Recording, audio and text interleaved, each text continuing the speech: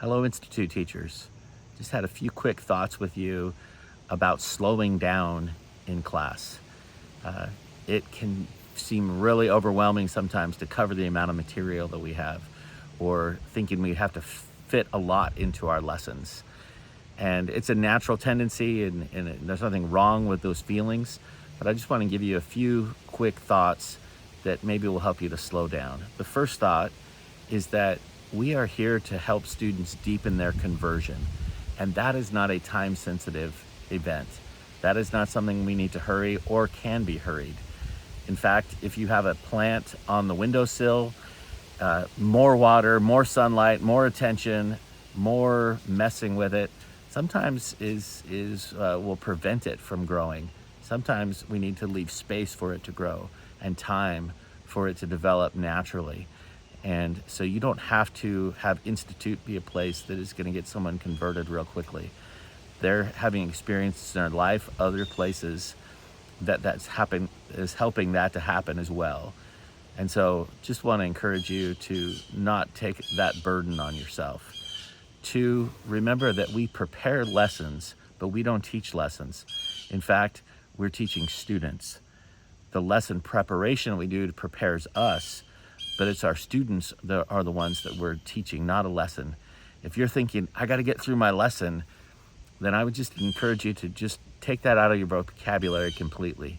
You don't have to get through a lesson at all. You don't have to get through everything you've prepared. In fact, you're there just to help teach the students and allow them to have more a part of that even than you do. Number 3, you're going to prepare and study way more than you're going to bring into class. I remember Elder Holland years ago was doing a Sunday school training, and he brought a bunch of books with him, and he said, these are all the books that I have read to prepare for this. I'm not going to get to even a portion of it, hardly, because that's not why I'm here. And I really, that resonated with me. And the 4th thing that I want to remind you of, and the final thing, is that our students are hungry to share. And that involves slowing down, asking questions that we don't know the answer to ask them to think, to ask them to share, to ask them to look in the scriptures, to ask them to consider things and make connections. Elder Packer said years ago that a testimony is to be found in bearing it. And not that we have testimony meetings in class, but as we invite students to share, to think, and to ponder, you will be amazed what happens in their hearts as they're the ones that are taking the time to think, to ponder, to share, and to testify. That's where their true conversion is going to happen. And that can't be rushed by us.